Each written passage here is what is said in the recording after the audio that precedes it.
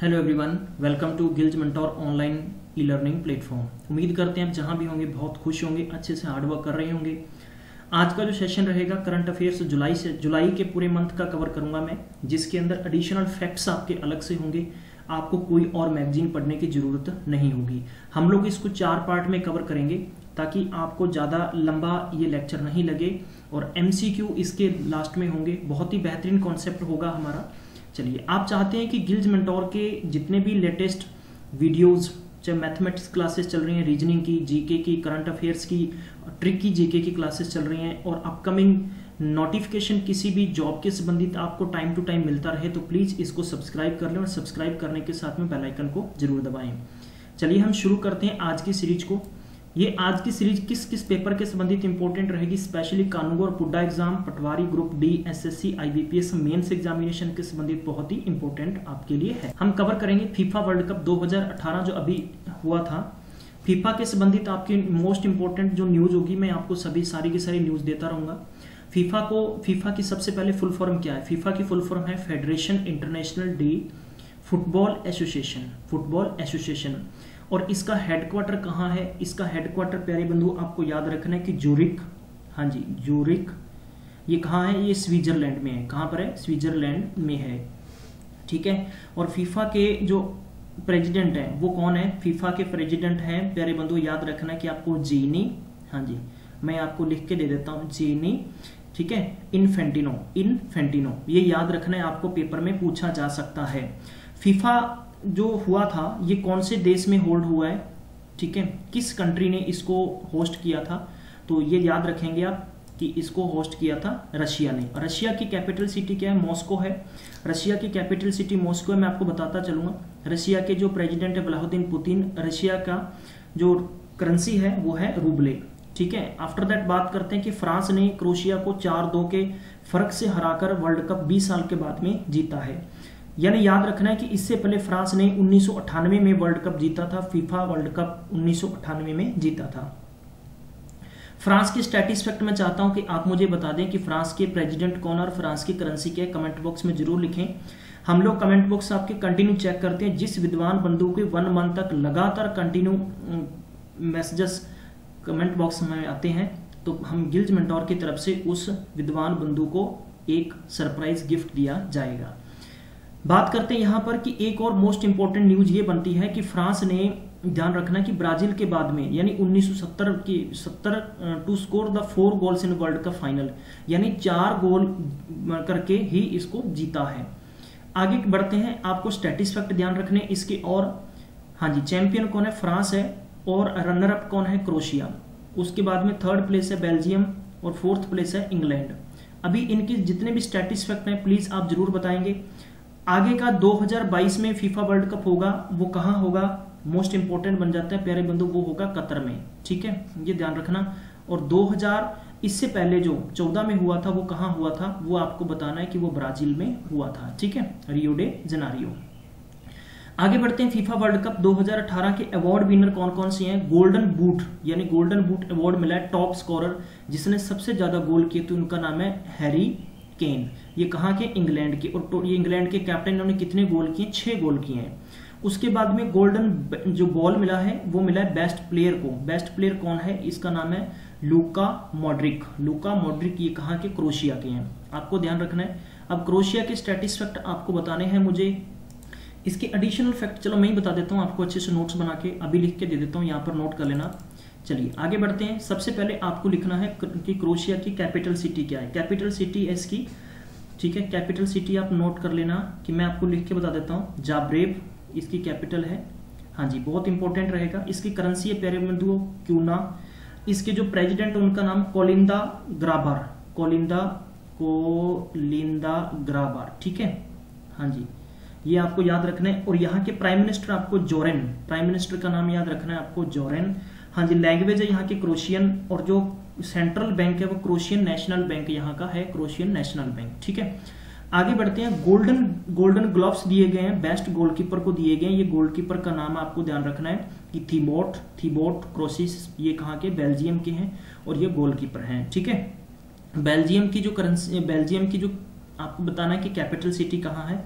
हाँ जी, तो मैंने आपकी ट्रिक बताई थी, बैल जिम कर रहे हैं, ठीक है, बैल जिम कर रहे हैं किसके साथ, बुरेसेल के साथ, ब्रूसेल्स, ठीक है। Tournament the best young player, तो प्यारे बंधु इनका नाम है काइलन, हाँ जी क्या नाम है, काइलन, ये फ्रांस के 19 वर्षीय थे, बहुत ही बेहतरीन गेम था इनका। इसके बाद में फेयर प्ले अवार्ड था, वो स्पेन को मिला है, जिसने सबसे ज्यादा ईमानदारी से गेम जीता है। आगे बढ़ते हैं प्यारे बंधुओं, new GST goods and service tax के संबंधित इंफॉर्मेशन आपको देनी है। यानी 21 जुलाई को एक काउंसिल बैठी थी जिसने 88 यानी 88 आइटमों पर कुछ टैक्स को कम किया है, ठीक है। सैनिटरी नैपकिन यानी जिनको 12% से क्या कर दिया गया है, 12% से 0 कर दिया गया है। मिल्क है उसके ऊपर tax 18% have been exempt the levy. अब उसके बाद में सर्टन आइटम जो 28% थी उनको 18% की स्लैब में, पहली बात तो क्वेश्चन ये बनता है कि जीएसटी कितनी स्लैब में, एक तो 0% में, एक 5% में, ध्यान रखना, एक 12% में, एक 18% में, एक 28% में, 5 स्लैब बनी हुई है, ठीक है। हाँ जी, तो आपको आगे दे रखा है विवरण के अंदर हम लोग पढ़ेंगे। क्वेश्चन यहां से ये रखना है कि आपको जीएसटी है, मैं आपको पहले बता दूं जीएसटी कब से लागू हुआ है, ये जुलाई से, याद रखना है कि आपको जुलाई 2017 से ये अवगत था, और इसमें 0% था वो सैनिटरी नैपकिन, ठीक है, राखी, मार्बल, स्टोन, वुड, ठीक है, डेटीज हैं आपकी, पोल्ट्री, मिल्क हैं, raw material used in the brooms, और उसके बाद में सॉल लीव्स, और इन पे सब पे 0% टैक्स कर दिया गया है। 5% के जो स्लैब हैं उन पे हैं प्यारे बंधु, जैसे ऑयल वगैरह कंपनीज हैं उनके संबंधित 5% कर दिया गया है। लेकिन 1000 तक के आप लोग सॉलिड बायोफ्यूल पॉलिट खरीदते हैं, हैंडलूम खरीदते हैं, तो उस पर आपको 5% देना पड़ेगा। 12% पे था, पेपर में ये नहीं पूछा जाएगा 12% पे, पेपर में ये पूछा जाएगा कि 0% पे कौन सा स्लैब है, ठीक है, तो वो आपको याद रख लेना है।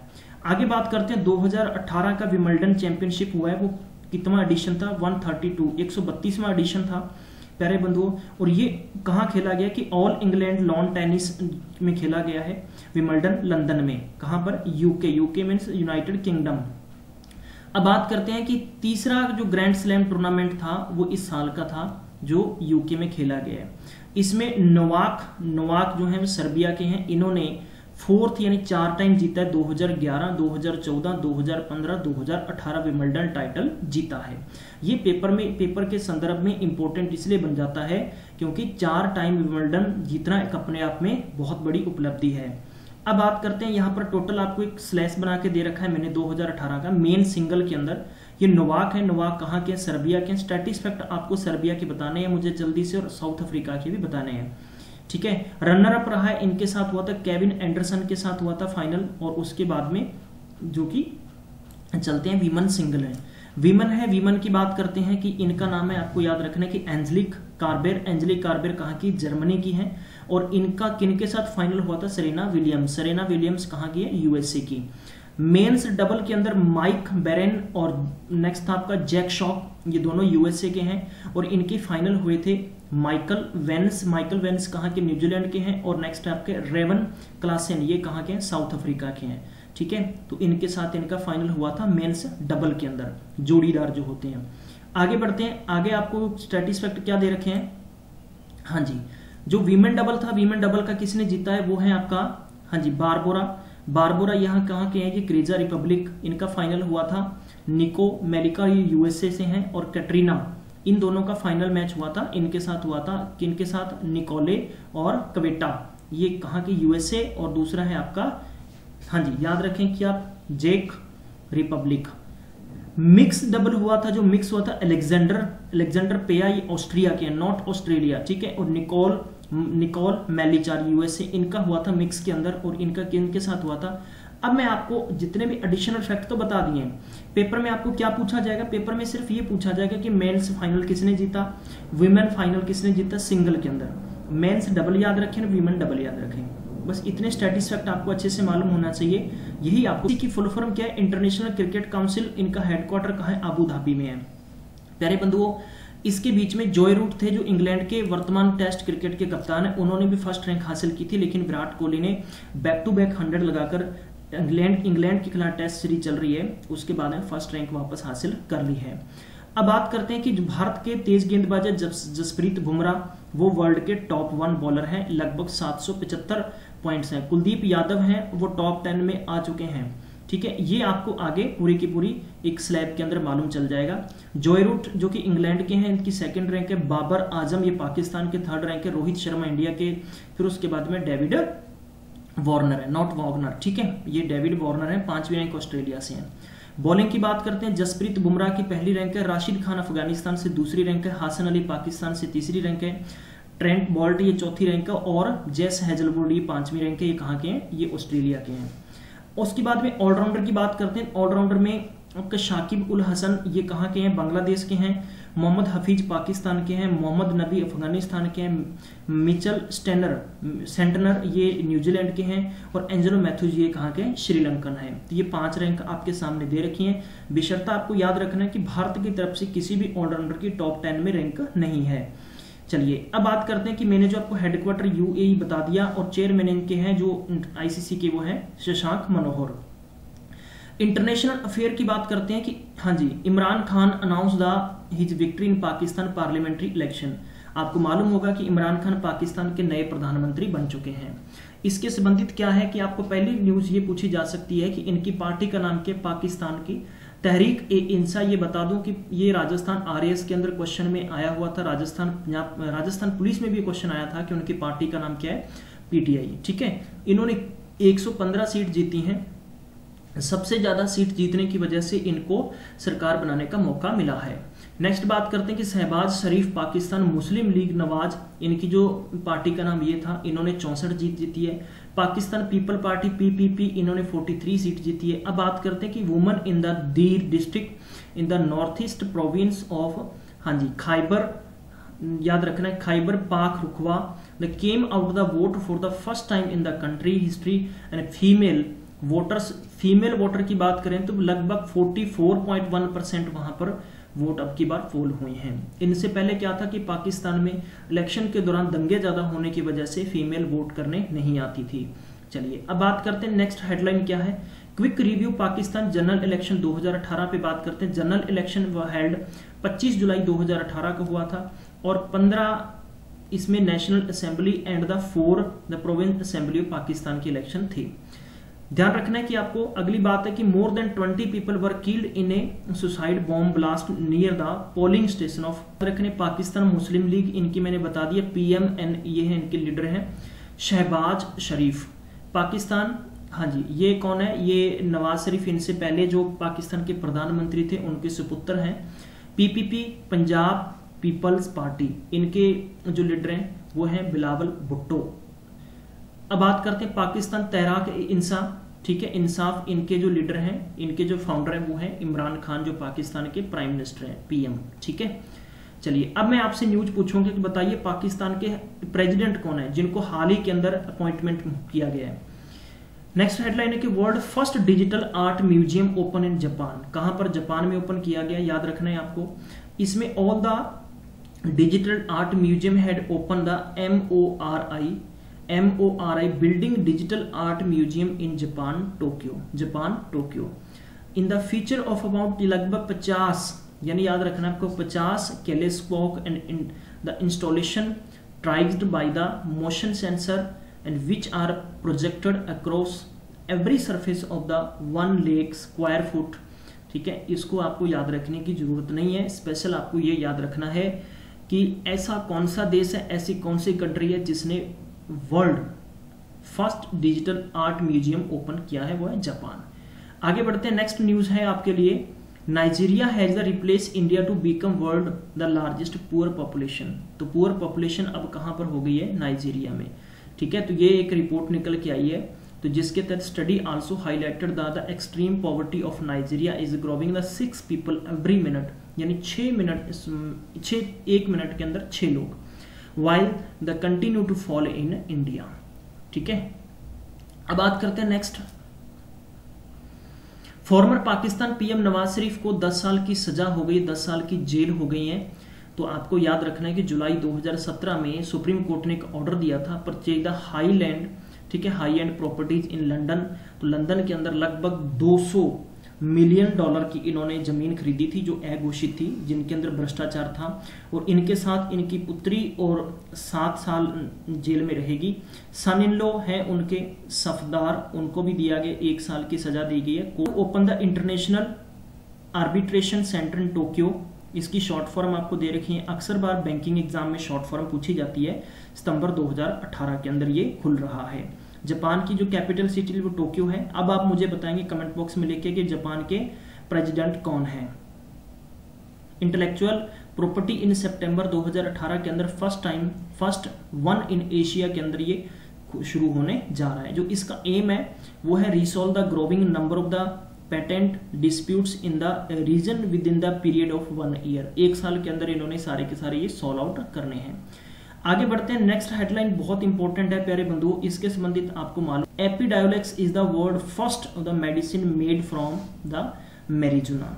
यूएस फूड, यूएस की कैपिटल वॉशिंगटन डीसी है, यहाँ के प्रेसिडेंट डोनाल्ड ट्रंप हैं, वाइस प्रेसिडेंट यहाँ के हैं माइक नेंस। याद रखना है आपको। फूड एंड ड्रग एडमिनिस्ट्रेशन, जिसको एफडीए कहते हैं, approve the first medical drug made from the marijuana. Named उनका नाम रखा गया है कि Epidiolex and which will use to the cure severe form of the epilepsy in the children. यानी बच्चों के संबंधित ये दवाई बहुत करते हैं कि आपको इसके एडिशनल फैक्ट आपको क्या इंपॉर्टेंट रहेंगे।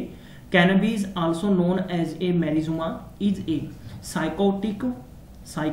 हाँ जी याद रखेंगे, psychoactive mood altering and drug from a cannabis plants used a medical. और ये इंपॉर्टेंट इसलिए बन जाता है कि आपको इसके बारे में ये मालूम होना चाहिए कि क्यों दिया गया ये। ठीक है, चलिए आगे बढ़ लेते हैं। आगे आपको दे रखा है कि चाइना ने अप्रूवल किया है कि $1 मिलियन टू पाकिस्तान को $1 बिलियन देने की। After the Pakistan has replace the grey list. और याद रखना है कि यूएसए ने पाकिस्तान को कोई भी धनराशि देने से इनकार कर दिया है। ठीक है, चाइना ने इनको मदद किया है। चलिए, फाइनेंशियल एक्शन टास्क फोर्स के संबंधित चाइना ने अप्रूवल किया है कि $1 बिलियन लोन देने की पाकिस्तान को बात रखी है। Idea behind the putting Pakistan in the FATF की फुल फॉर्म क्या है कि financial action task force. Grey list is the delete its economy and हाँ जी याद रखना है कि eventually pull off plug and terror groups के संबंधित। अब हम इसके एडिशनल फैक्ट जानते हैं। FATF की फुल फॉर्म क्या है, क्या इसके एडिशनल फैक्ट्स हैं। फाइनेंशियल एक्शन टास्क फोर्स के संबंधित आपको दे रखा है कि इंटर गवर्नमेंटल ऑर्गेनाइजेशन फाउंडेड 1989 के अंदर किया गया है on the initiative of the G7 to develop the policies to combat money laundering जैसे टूरिज्म फाइनेंसिंग। इनके संबंधित ये है। इनका हेडक्वार्टर कहाँ है, पेरिस में है। हाँ जी याद रखने हेडक्वार्टर कहाँ है, पेरिस में। और प्रेसिडेंट हैं इनके रोजर वेल्किन। किसके हैं, FATF की बात मैंने बताई अभी आपको। नेक्स्ट हेडलाइन पे चलते हैं प्यारे बंधुओं। नेक्स्ट हेडलाइन आपके लिए बहुत इंपॉर्टेंट बन जाती है। चलिए, नेक्स्ट हेडलाइन है Miss Spain Angela Ponce the first transgender model at Miss Universe. यानी सपाला पॉन्स इनका नाम याद रखना है आपको। पहले ट्रांसजेंडर मॉडल मिस यूनिवर्स इनको दिया गया है। ठीक है, तो ये पेपर के संबंधित बहुत इंपॉर्टेंट बन जाता है, याद रखेंगे आप। चलिए, she will also come the pageant in the Philippines December 2018। यानी दिसंबर 2018 फिलीपींस की जो हाँ जी कैपिटल सिटी है, आपको याद रखना है। बुड्ढा complete in the miss universe 2012। यानी 2012 के अंदर इन्होंने पार्टिसिपेट किया, 18 के अंदर इन्होंने मिस यूनिवर्स का खिताब जीतने की दावेदारी अपनी पेश कर दी है। आगे बात करते हैं इंडिया श्रीलंका के अंदर बात की है। ठीक है, ये हम लोग पहले भी हेडलाइन को कवर कर चुके हैं, लेकिन फिर भी आपके लिए इंपॉर्टेंट बन जाता है। हेबनटोटा के अंदर इसका नाम आपको याद रखना है कि मटोला राजापक्षा इंटरनेशनल एयरपोर्ट। यहाँ पर भारतीय सरकार ने अपना पैसा लगाकर इसको क्या कर दिया है कि डेवलप करने की बात रखी है। ठीक है, this comes in the backdrops of China developing the Hambantota airport seaport project in Sri Lanka. The airport and which was the named after Mahinda Rajapaksa के नाम पर इनका नाम रखा गया है। ठीक है, और लगभग यानी आपको याद रखना है कि इसकी कैपेसिटी है कि 1 मिलियन पैसेंजर्स 1 साल के अंदर यहाँ से ट्रेवल करते हैं। ये 2013 के बाद में ऑफिशियली हुआ था। हाँ जी, Mark Zuckerberg become the third richest person in the world. Mark Zuckerberg है, ये फेसबुक के कौन है, फेसबुक के सीईओ हैं, याद रखना 34 वर्षीय हैं और ये लगभग तीसरे रिच पर्सन बन गए हैं वर्ल्ड के, और $81.6 बिलियन वेल्थ इनके पास क्या है, अपना धन है। उसके बाद की बात करते हैं कि अमेजोन के जो फाउंडर हैं, अमेजोन के जो सीईओ हैं जेफ बेजोस, ये रिचेस्ट हैं। While the Microsoft the Bill Gates the second position, इनकी फर्स्ट पोजीशन है, इनकी सेकंड पोजीशन है। और फेसबुक के जो सीईओ हैं मार्क जुकरबर्ग, उनकी थर्ड पोजीशन है। और इनसे पहले तीसरी पोजीशन थी, वो थी प्यारे बंधु आपको याद रखना कि बार्कशायर, ठीक है, और ये थे आपका बुफेट, याद रखेंगे आप, Warren Buffett. The first time that of the three wealthiest people on the ranking made their the fortune from technology। ये टेक्नोलॉजी के संबंधित पहले 3 लोग हैं जिन्होंने अपना स्थान पक्का कर रखा है। India surpassed the France to become the world 6th largest economy.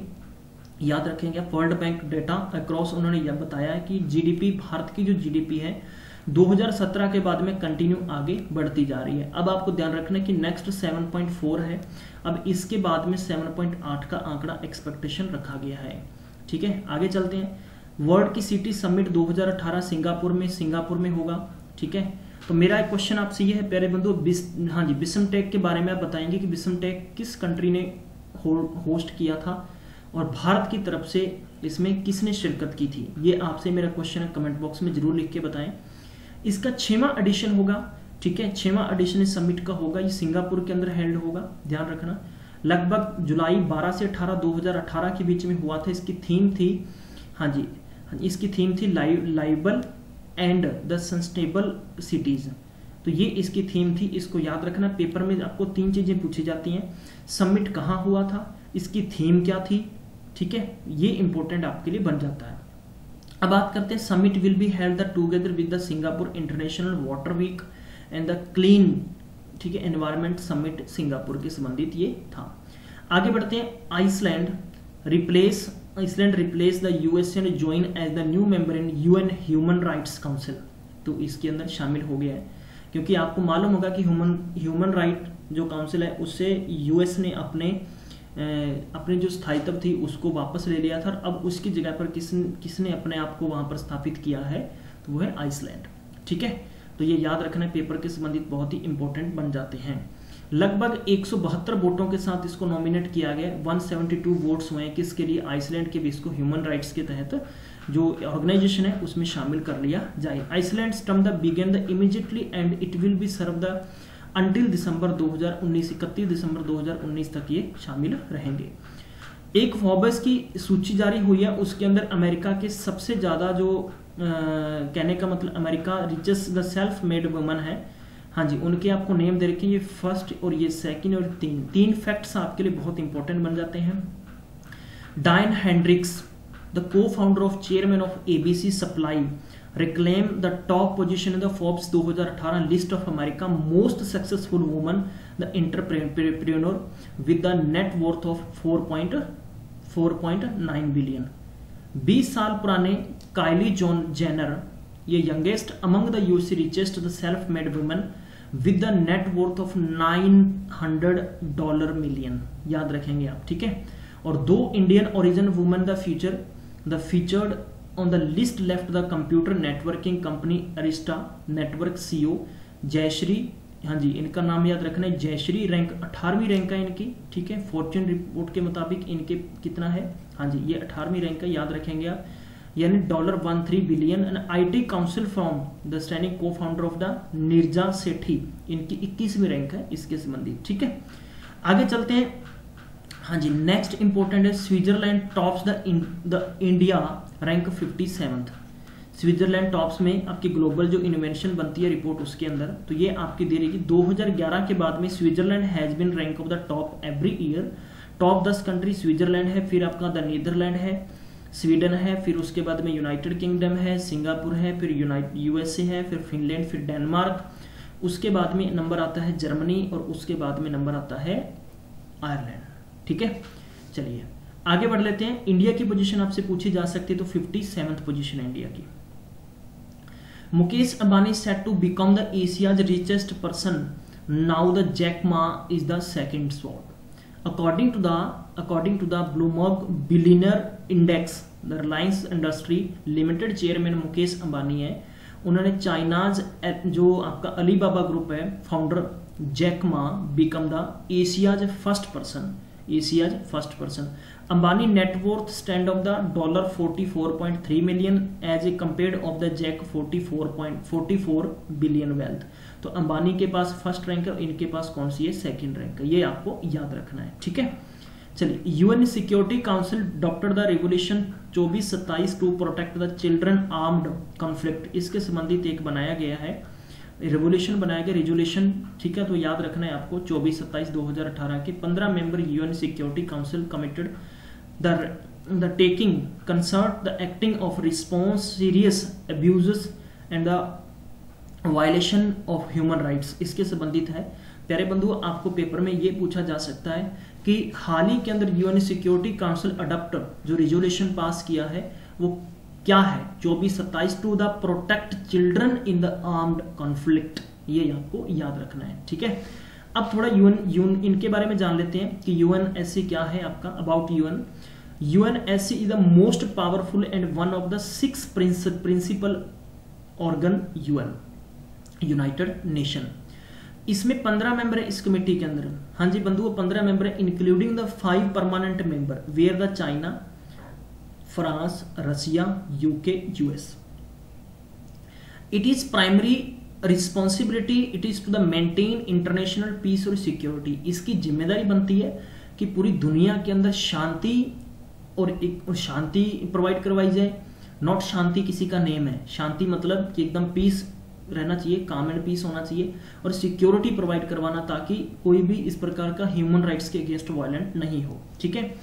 आगे बात करते हैं, अब आज की अंतिम हेडलाइन है प्यारे बंधु, इसको हम कवर करेंगे। इसके बाद में हम पार्ट 2 के अंदर बात करेंगे जुलाई का। दिल्ली, हाँ जी, Delhi Connaught Place the ranked top world's 9th most of the cost list official location, यानी दिल्ली की जो कनॉट प्लेस है इसको according to the American property consultant जिसका नाम है CBRE, न्यू दिल्ली कनॉट प्लेस है, इसको 9वीं रैंक रखी गई है, ठीक है। Expensive location globally to the setup of the rent in office की जो भी रेंट यहाँ पर बहुत महंगा है, और एनुअली रेंट लगभग आपको दे रखा है 10,512 पर स्क्वायर फीट के हिसाब से है। Hong Kong central at the first position to the annually rent of the, यानी 3.306.7 पर स्क्वायर फीट, ये डॉलर का अमाउंट है, ठीक है। इसके बाद में आपको दे रखा है कि लंदन, फिर उसके बाद में बीजिंग, फिर चाइना के अंदर है, फिर हांगकांग, ठीक है, उसके बाद में बीजिंग चाइना फिर से दे रखा है। तो ये प्यारे बंधु 9वीं रैंक आपको याद रखना है। फर्स्ट रैंक आपको ध्यान रखना है कहां पर है, फिनलैंड में, ठीक है। फर्स्ट, और आप माफ करना हांगकांग, नॉट फिनलैंड, हांगकांग, इसके लिए क्षमा चाहता हूं, हांगकांग याद रखना है, ठीक है। मुंबई बांद्रा कुर्ला है कॉम्प्लेक्स, ये सबसे ज्यादा महंगा है, ये 26वें रैंक पर है, ध्यान रखना, रेंट के लिए ऑफिशियली बहुत ज्यादा महंगा है। ये आज की मोस्ट इंपोर्टेंट हेडलाइंस जुलाई की थी। पार्ट 4 सेकंड और थर्ड के अंदर मिलेंगे, तब तक इसको पढ़िए और आगे शेयर जरूर